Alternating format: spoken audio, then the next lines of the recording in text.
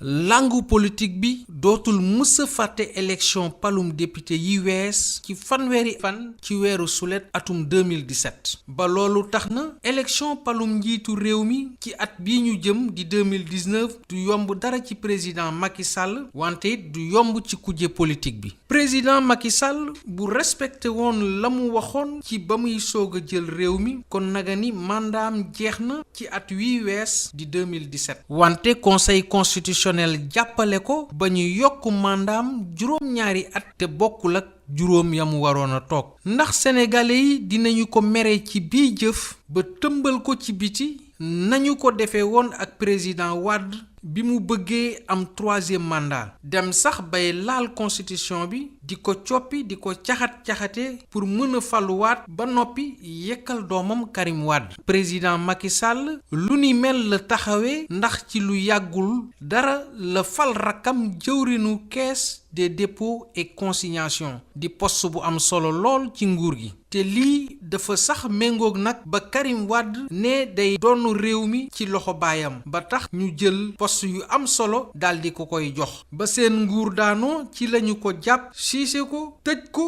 ngir alal bu lewul léegi nag li ñuy laaj mooy ndax sénégalais yi dinañu baal Macky Sall lañu baalul woon Ablaye Wade président Macky Sall su rëccee ci lii dina metti lool ci opposition bi ndax ñu ci bëri dinañu dem retraite ku ci mel ni Idrissa Seck Karim Wade ba sax Abdoul Mbaye lii la Macky Sall xam di wone fu mu toll ak fësal bilangam lu mu jot a liggéey ci réew mi ba pare di ñoddi ñenn ci kilifa yi langum politique bi ñu dugg biir APR maanaam li ñu naan transhumance bu ñu boolee lii lépp nag élection présidentielle 2019 yi ñu jëm du yomb ci kenn du yomb ci nguur gi wante it du yomb ci kujje politique bi lu ci munti am waa réew mi ñooy fal